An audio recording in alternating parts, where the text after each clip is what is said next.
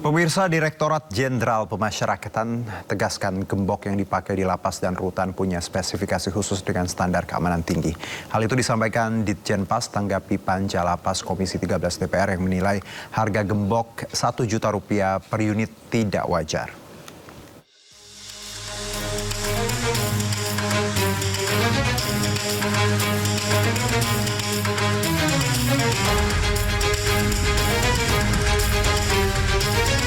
Direktorat Jenderal Pemasyarakatan tegaskan gembok yang digunakan di dalam lapas bukan merupakan gembok komersial biasa.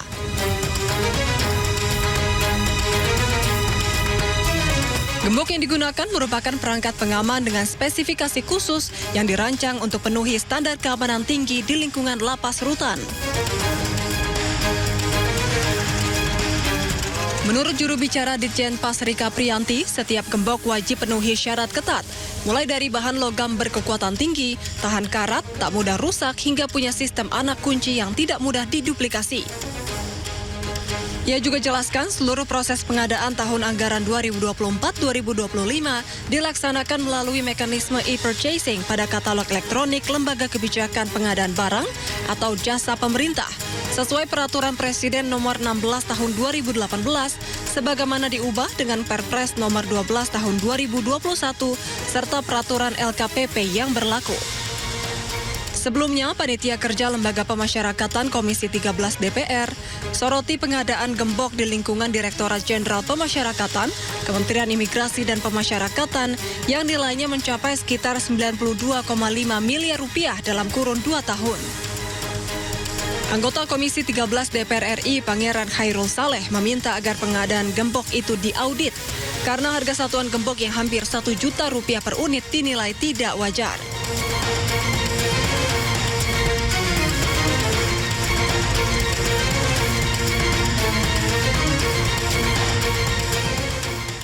Pradi Bersatu berencana mengirimkan surat ke Mahkamah Agung. Pradi meminta agar MA meninjau penahanan Roy Suryo.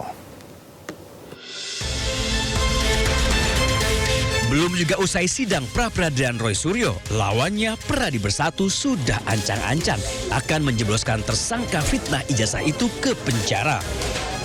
Strategi yang akan dipilih Pradi adalah mengirimkan surat kepada Mahkamah Agung agar kembali meninjau penangguhan penahanan Roy Suryo.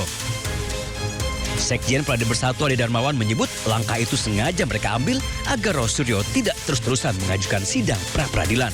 Kalau ada pra-peradilan yang akan dilaksanakan oleh tim Roy Suryo, otomatis harus segera dimasukkan ke dalam tahanan. Kenapa? Ketika pra-peradilan dibacakan dan itu tidak menang atau kalah, kemudian ada niatan lagi untuk memperapit, itu harus segera dilakukan penahanan. Maka kami akan mengajukan permohonan perhatian hukum dan tinjauan kembali status penahanan terdakwa Roy Suryo sebagai residivis. Sementara itu sebelumnya ahli pidana Didit Wijayanto berpandangan penangkapan Roy Suryo sudah cacat prosedur. Didit menyebut dalam hukum acara pidana, proses pelimpahan tahap 2 atau penyerahan tersangka dari penyidik ke jaksa, maka tersangka tidak perlu ditangkap, apalagi ditahan. Kalau dipanggil tidak datang 2 kali, tidak memberikan alasan yang patut. Yang kedua, untuk kepentingan penyidikan. Nah, kalaupun untuk kepentingan pelimpahan tahap 2, tidak perlu ditangkap. Nah, di sini ini problemnya adalah langsung ditangkap.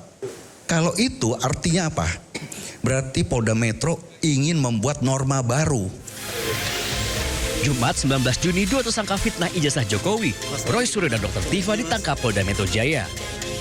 Keduanya sempat jalani perawatan di Rumah Sakit Polri sebelum dilimpahkan ke Kejaksaan Negeri Jakarta Selatan.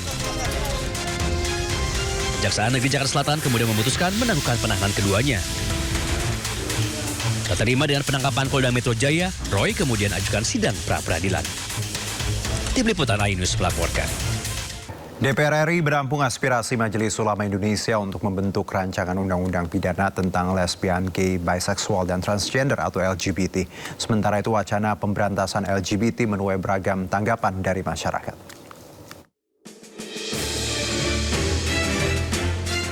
Majelis Ulama Indonesia tengah menggodok naskah akademik dan rancangan undang-undang pidana tentang lesbian, gay, biseksual, dan transgender atau LGBT. Wakil Ketua Umum MUI Kholil Nafis menegaskan langkah hukum ini diambil karena imbauan moral dinilai sudah tidak mempan membendung fenomena penyimpangan seksual di Indonesia. MUI menyatakan perang terhadap pelaku maupun kampanye LGBT. Adapun rancangan undang-undang pidana untuk memberantas perilaku LGBT di Indonesia mendulang beragam tanggapan dari masyarakat. Tanggapan saya sih bagus sih buat kampanye seperti itu karena kita harus gimana ya, harus menormalisasikan jati diri laki-laki gitu kan, jangan jadi kayak boti gitu. Tapi dengan kampanye yang dilakukan juga caranya?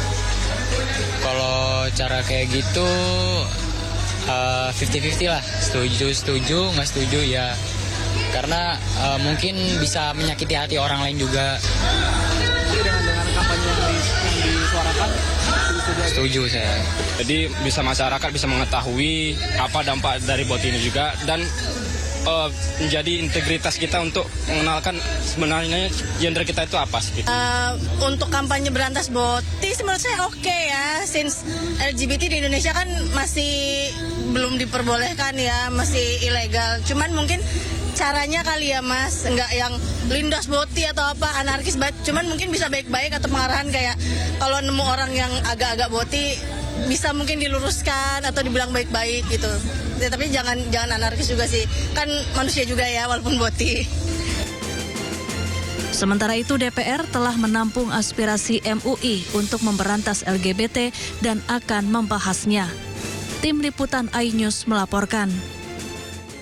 Sebelumnya Presiden Prabowo Subianto resmi memasukkan penyebaran budaya LGBTQ sebagai ancaman non-militer. Hal tersebut ditetapkan dalam Peraturan Presiden atau Perpres nomor 111 tahun 2025.